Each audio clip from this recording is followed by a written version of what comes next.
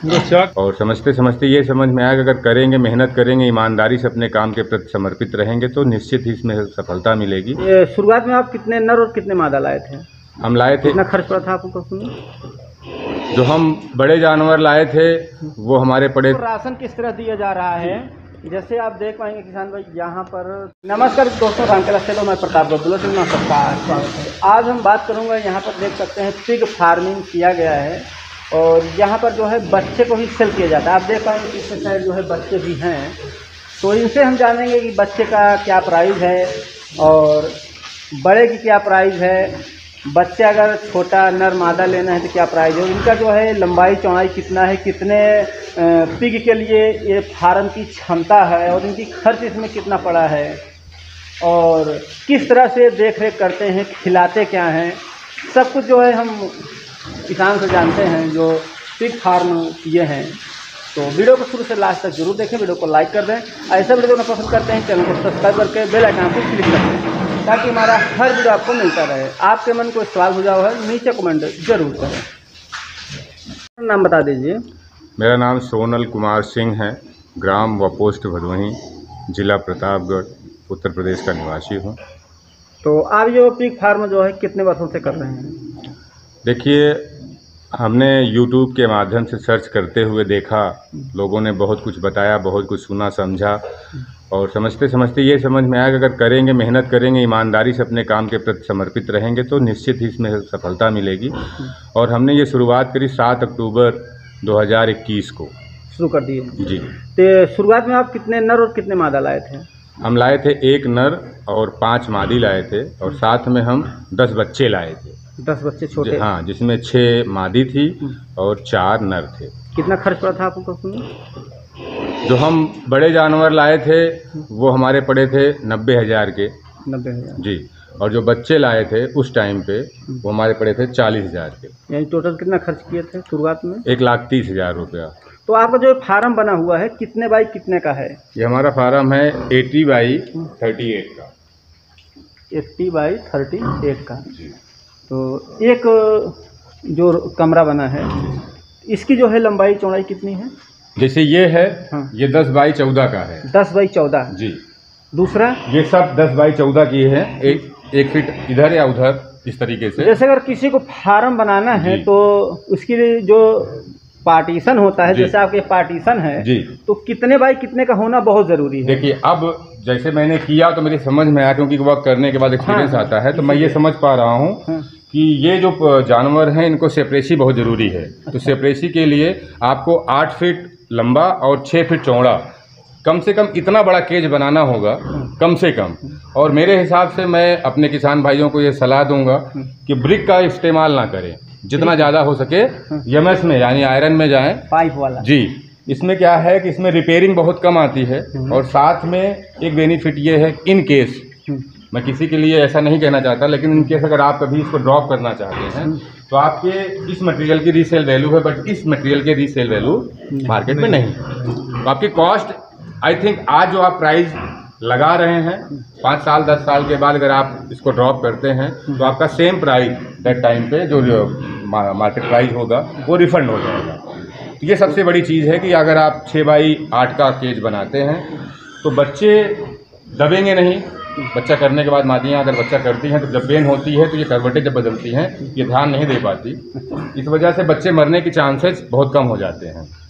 दूसरी चीज़, जो आप एरिया जब भी मैंने 80 फीट फंसाया हुआ है, अगर इसमें मैं चाहता तो करीब मेरे पास 12 कमरे बनते, लेकिन अभी मेरे पास केवल इस साइड में 6 हैं और उस साइड में 5 हैं। और ये इसका जो है लंबाई चौड़ाई कितना बना दिए हैं? इसका है 17 फीट बाई, ये जो अभी आप देख रहे हैं ये वाला है 12 फीट का, उसके बाद भी 12 फीट का, बाकी सब 17 बाई 17 के हैं। तो ये बड़ा क्यों कर दिए हैं कारण? जैसे हमने एक दिमाग में एक सोचा ये कि जो हमारे बच्चे हैं, जो बच्चे पैदा होंगे और 25 दिन के बाद जब उनको माँ से अलग करेंगे तो उनको इकट्ठे, जैसे अभी हमारी सोच ये है कम से कम 20 मादी बच्चा करें और उनके जो बच्चे हैं तकरीबन एक कमरे में हम 25 से 30 बच्चे एक साथ में डालेंगे और उनको बड़ा करके, चाहे वो मीट के माध्यम से और चाहे वो पशुपालन के माध्यम से दोनों दशाओं में हम इसको सेल करेंगे। इसीलिए हमने इसको बड़ा बनाया है कि कम जगह में ज़्यादा जानवरों को तैयार कर सकें।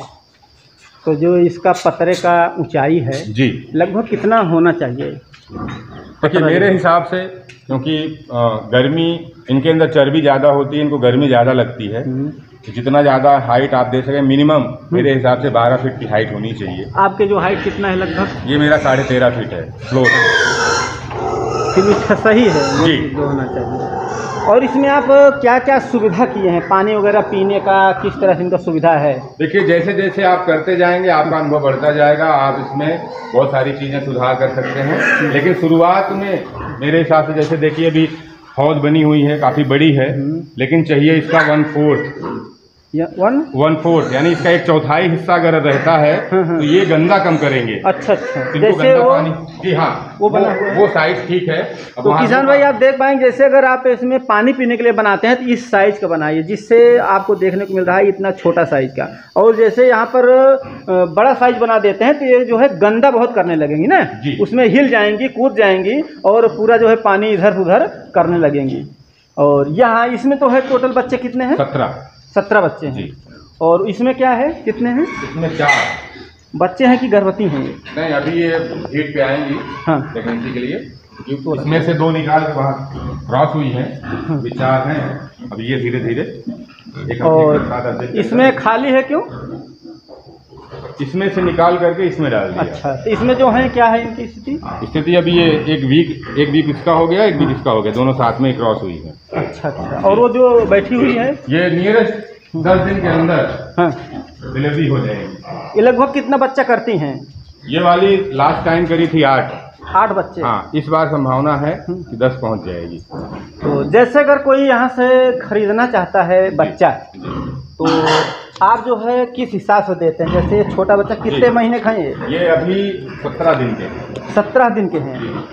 तो इनका जो है कितना दिन में हम बिक्री कर सकते हैं या कितना दिन किसान खरीद सकते हैं? देखिए ये 17 दिन, अब ये दाना लेना शुरू कर दिए हैं। हाँ, अब धीरे धीरे अब ये 25 दिन होते होते पूरा दाने पे आ जाते हैं। अच्छा। फिर हम इनको इनकी माँ से अलग करते हैं, दूसरे केज में लेके जाते हैं। कितने दिन पर अलग करते हैं? 25 दिन के। 25 दिन। कितना दिन हुआ? 17 दिन हुआ है जी। नॉर्मल समय में 25 दिन, और सर्दियों में जब सर्दी ज़्यादा हो जाती है तो बच्चों को हम तकरीबन 35 से 38 दिन में माँ से अलग करते हैं। थोड़ा यानी ठंड का सीजन है तो ज़्यादा समय देना पड़ेगा। जी। और गर्मी का सीजन है तो 25 से 26 दिन में अलग कर सकते हैं। बिल्कुल।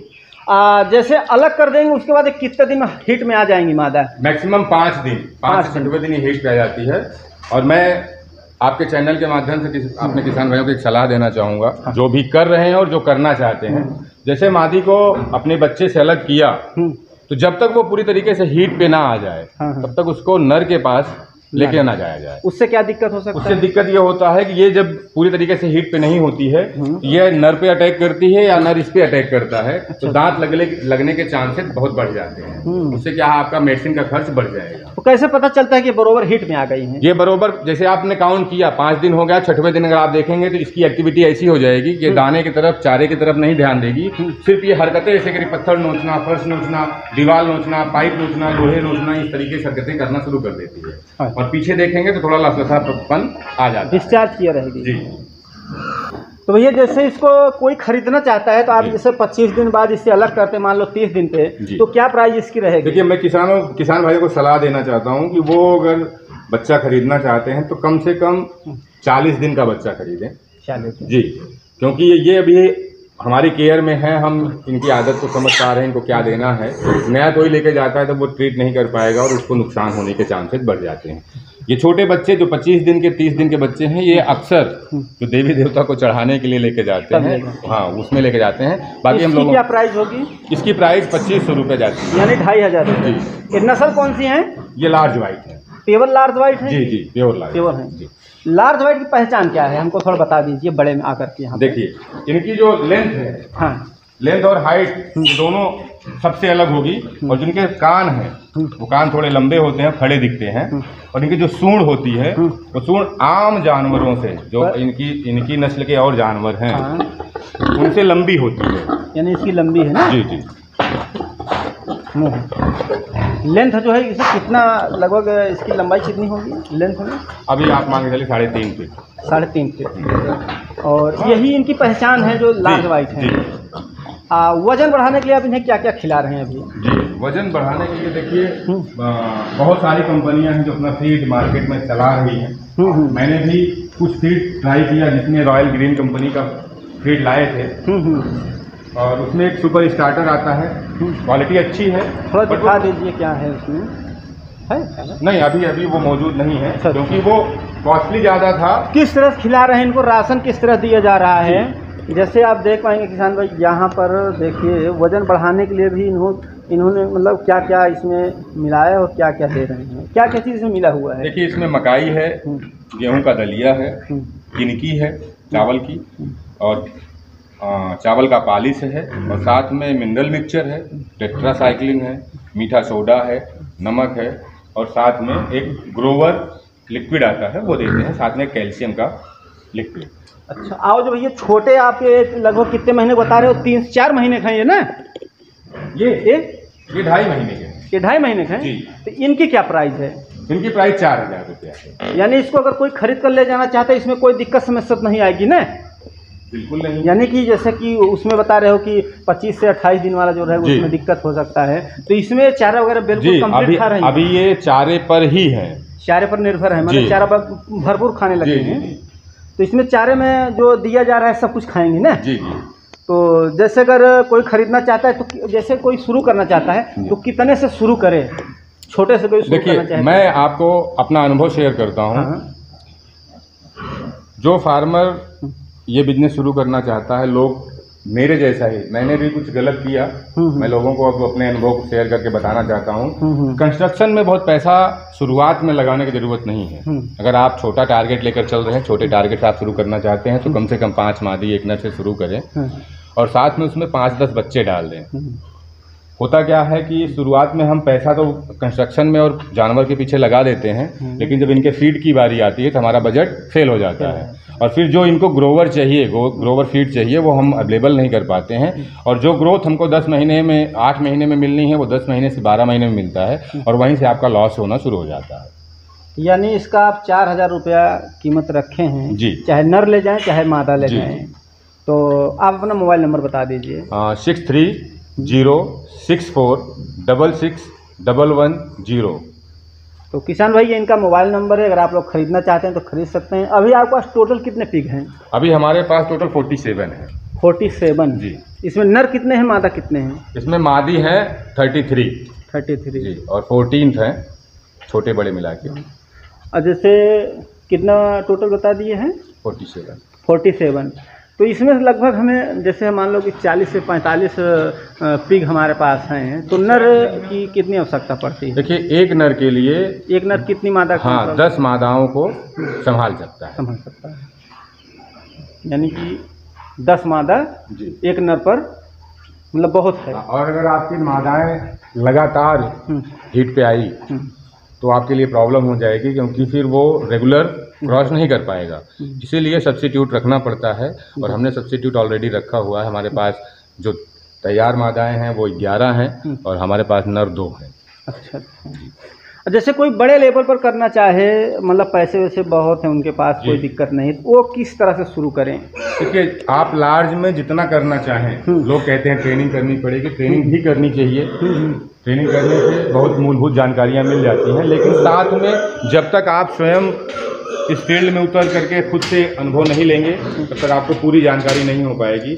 और शुरुआत 4, 6, 10 महीने या 1 साल तक आप छोटे पैमाने पर शुरुआत करें, क्योंकि नुकसान और फ़ायदा, बेशक फ़ायदा आपको छोटा होगा, लेकिन अगर नुकसान होगा तो भी छोटा ही होगा जब आप छोटे पैमाने पे करेंगे। लेकिन अगर आपने शुरुआत से ही बहुत बड़ा फार्म और बड़े जानवर, बहुत ज़्यादा जानवर रखना चाहा तो आपके खर्च बढ़ जाए, क्योंकि आप अभी अनट्रेंड हैं, और सिचुएशन ये आएगी कि आपके 100% लॉसेज हो सकते हैं।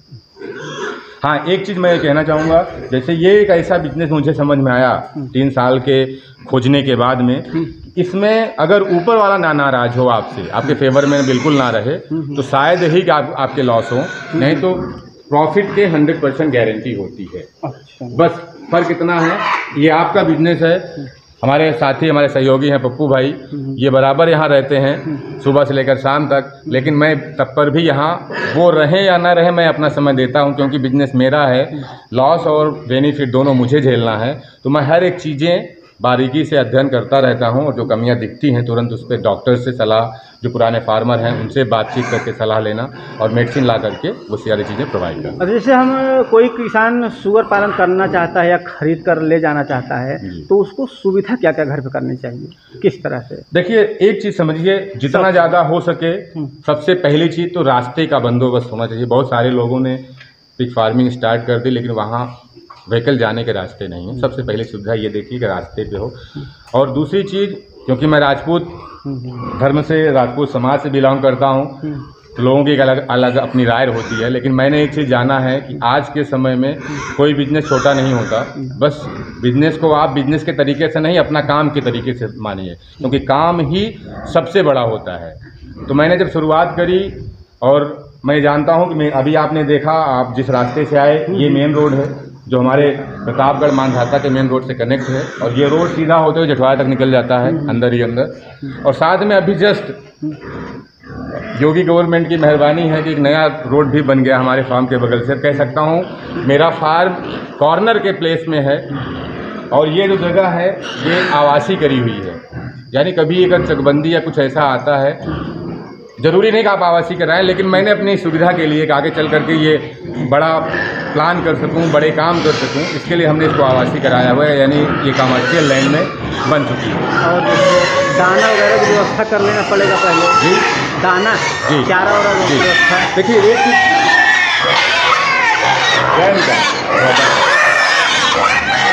समस्या भी कृषि के लिए था। तो किसान भाई, आप देख पाएंगे यहाँ पर इनका समरसेबुल की व्यवस्था की गई है, जहाँ से कि हमें अगर पिग फार्मिंग करना है तो पानी की सुविधा करना बहुत ज़रूरी है। यहाँ पर देख सकते हैं पूरा पाइपलाइन गया है, नहलाने के लिए काफ़ी जो है ज़रूरी है।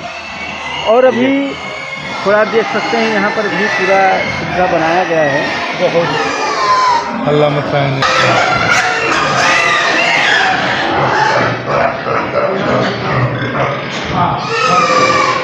यहाँ पर किसान भाई आप देख पाएंगे, इनको चारा में खाने के लिए चिल्ला रहे हैं, जो भी आवाज़ आ रहा है। चारा नहीं मिल रहा है इसके लिए, यानी अब चारा मिल गया है, अब नहीं चिल्लाएंगे। तो किसान भाई, मैं उम्मीद है कि आप लोग समझ आ गया होगा। थैंक किसान भाई वीडियो वॉच करने के लिए। वीडियो को लाइक जरूर करें।